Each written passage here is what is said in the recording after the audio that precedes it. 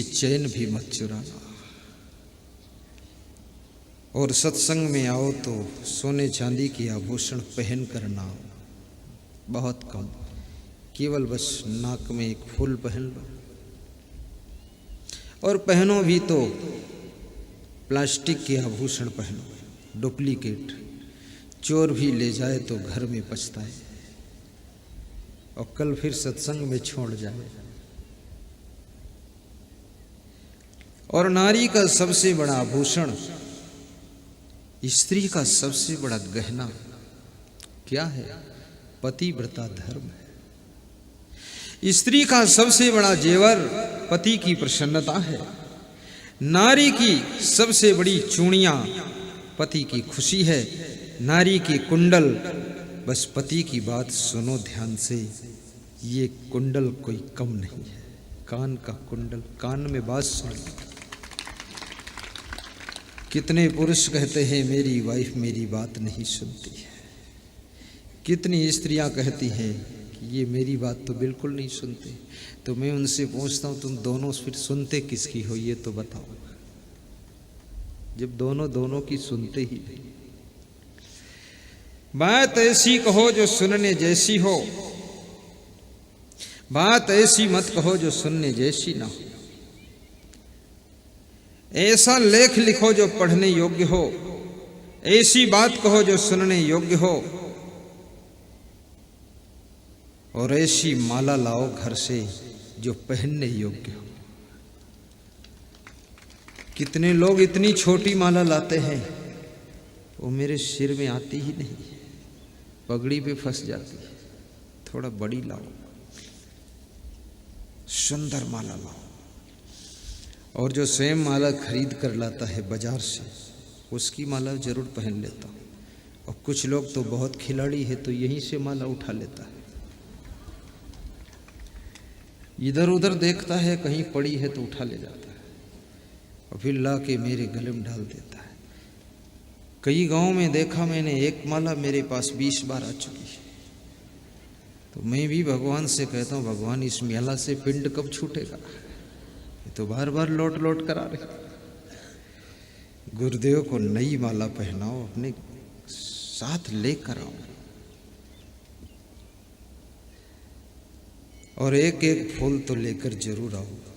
जब आरती होने लग जाए, ये गुरुदेव का आगमन हो, स्टेज पर व्यास गादी पर गुरुदेव पहुंचे, तुमको हाथ जोड़े तो उनकी तरफ फूल बरसा दो, इतना तो करो।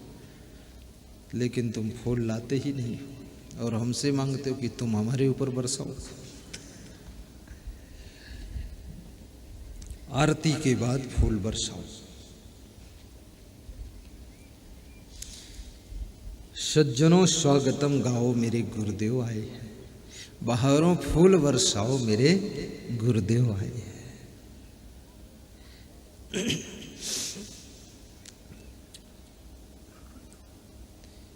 बहारों फूल बरसाओ मेरे गुरुदेव आए हैं।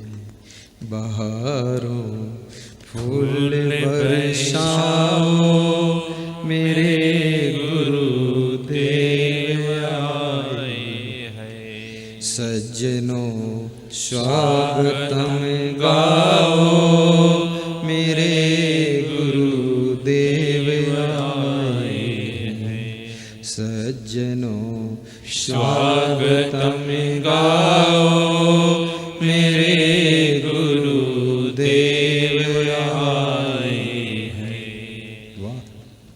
धन्यवाद। तो गुरु सेवा, और गुरु ऐसे है जैसे दही होता है। दही मथो तो घी निकलता है उसमें। और दूध की दो दशाएं होती है नीलेश, दूध की दो दशा होती है। या तो दूध दही बन जाएगा और या तो दूध फटकर खराब हो जाएगा। दो दशा दूध की होती। दूध दही बन गया तो उसमें से घी निकलेगा, मक्खन निकलेगा। और दूध फट गया तो दूध से अब घी नहीं निकलेगा।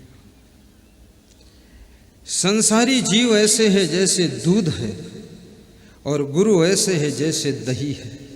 और दूध को दही बनाना हो तो क्या करना पड़ेगा, बताओ बताओ राजा राम।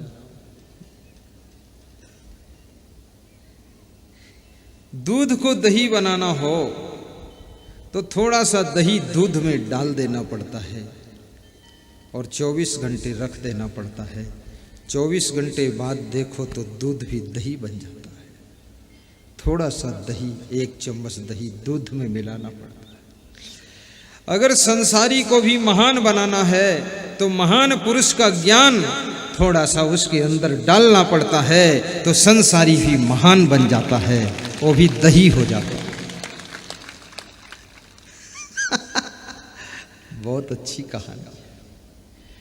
सद्गुरु दही है, तुम दूध हो।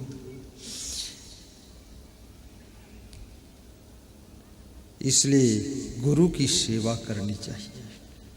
गुरु सेवा का फल बहुत बड़ा है। कृष्ण भगवान ने गुरु की सेवा किया था, संदीपन गुरु की सेवा, कितने महान हो गए। राम ने गुरु वशिष्ठ गुरु विश्वामित्र की सेवा किया था। वशिष्ठ गुरु गृहस्थ गुरु हैं, विश्वामित्र विरक्त गुरु हैं, दोनों में अंतर है। यदि आपने किसी गृहस्थ को गुरु बनाया है तो अब अगर कोई विरक्त गुरु मिल जाए, ब्रह्मचारी गुरु मिल जाए तो उनको भी बना लेना और गृहस्थ गुरु को भी धन्यवाद देना। कम से कम तूने मुझको विरक्त गुरु तक की यात्रा कराने में मदद किया है, इसलिए तेरे चरणों में भी प्रणाम।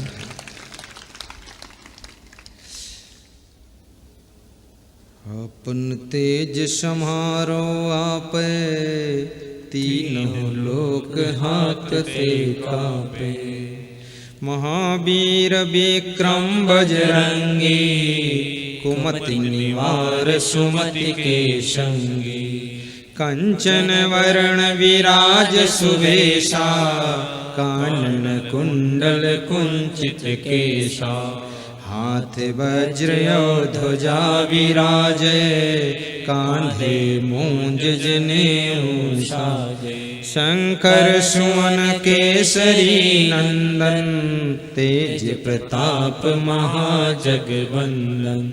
बस ज्यादा मत गाना, नहीं हनुमान जी आ जाएंगे फिर।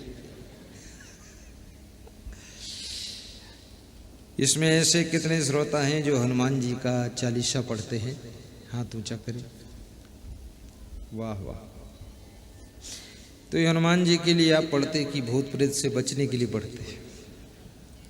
हनुमान जी के लिए पढ़ना, भूत प्रेत से डरना नहीं। कभी कम समय हो तो हनुमान चालीसा का पाठ आपको करना हो तो उसका एक तरीका है।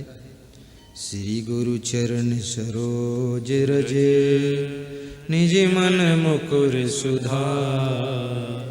वरणो रघुबर विमल यश, जो दायक फल चार। बुद्धिहीन तनु जानिके, सुमिरो पवन कुमार। बल बुद्धि विद्या देहु मोहि, हरहु कलेश विकार। बस ये पढ़ के फिर नीचे आ जाओ। पवन तनय संकट हरण, मंगल मूर्ति रूप। राम लखन सीता सहित, हृदय बसहु सुरभूप। सियावर रामचंद्र की जय, बोलो रे भाई सब संतन की जय। बस हो गई हनुमान चालीसा संक्षिप्त। ऊपर की 2 दोहा, नीचे का 1 दोहा, और बीच में छलांग लगा जाओ। कम समय है तो। एक आदमी से मैंने पूछा, तुम हनुमान चालीसा का पाठ क्यों नहीं करते हो? बोले हनुमान चालीसा बुद्धहीन लोगों के लिए। उसमें लिखा है बुद्धहीन तर। वो बोला मैं बुद्धिहीन नहीं हूं, जितने बुद्धिहीन होते वही हनुमान चालीसा पढ़ते। बड़ा तार्किक आदमी था। बोला बुद्धिहीन तन जानी के सुमिरो पवन कुमार। बोले जरूरत नहीं गुरुदेव, बहुत बुद्धि है ऐसी। याद रखना, जिसके पास में बुद्धि कम है, हनुमान चालीसा का सुमिरन करने से, हनुमान जी का याद करने से बुद्धि बढ़ेगी। कैसे बढ़ेगी? हनुमान जी ब्रह्मचारी थे, आप भी थोड़ा ब्रह्मचर्य का पालन करो तो आपकी बुद्धि बढ़ जाएगी। ब्रह्मचर्य का पालन। हनुमान जी जैसे फलाहारी थे, शाकाहारी थे, ऐसे आप भी फलाहारी शाकाहारी बनो तो आपकी बुद्धि बढ़ जाएगी। इससे बुद्धि विकसित होती है, कुशाग्र बुद्धि हो जाएगी। हनुमान जी बहुत बुद्धिमान थे और आप भी बहुत बुद्धिमान हैं, कम बुद्धिमान नहीं है, बहुत। गुरु सेवा जनवंत की, तो जो गुरु की सेवा करता है, गुरु से प्रेम करता है, गुरु की वाणी को सुनता है, गुरु के सानिध्य में बैठता है, उनका दर्शन करता है, तो गुरु के आशीर्वाद से उसका सोया हुआ भाग्य जाग जाता है, फूटी हुई किस्मत सुधर जाती है और उसकी जिंदगी में फिर चार चांद लग जाते हैं। इसलिए गुरु से नाम दान भी लेना चाहिए, एक बात। दूसरी बात, जनबंदगी। कबीर कहते हैं जिसके द्वारा जन कल्याण होता है, अपना पेट और पेटी, बेटा और बेटी तो सब संभाल रहे हैं। जो दूसरों का ख्याल करता है, जन सेवा परोपकार करता है, लोक कल्याण करता है, धर्म की रक्षा करता है, ज्ञान का प्रचार प्रसार करता है, सत्संग समागम कराता है, मंदिर आश्रम का निर्माण करता है, बाग बगीचे पेड़ पौधे लगाता है, जो गरीबों की मदद करता है, जो सबको सहयोग देता है, जिसका दिल इतना विशाल है कि पूरे संसार के लिए जीना चाहता है, तो कबीर कहते हैं उसका भाग्य 1000 गुना ज्यादा प्रबल हो जाता है और वो कभी गरीब नहीं रह सकता है। इसलिए जन कल्याण भी करना चाहिए। आज जो यहाँ पर समागम हो रहा है, ये जन कल्याण के लिए समागम है। और जिसके घर में रोज भजन कीर्तन सत्संग होता है, उसके घर में तो लक्ष्मी अंधाधुंध आती है। कोटा में एलेन कोचिंग सेंटर, जहाँ 35,000 विद्यार्थी पढ़ता है, एक विद्यार्थी की फीस 60,000 से 80,000 रुपये है। अब जोड़ना कितना करोड़ों में जाता हिसाब है। जिसके मालिक हैं गोविंद महेश्वरी, 4 भाई हैं। शाम को सब भाई सब माताएं बहनें घर में बिछौना बिछाकर बैठ करके भजन कीर्तन करते हैं। मन लागो मेरो यार फकीरी में, ऐसा भजन चलता रहता है। विचार करो। मैं तो आपसे भी यही निवेदन करता हूं कि थोड़ा भजन करके देखो तो अपने घर में।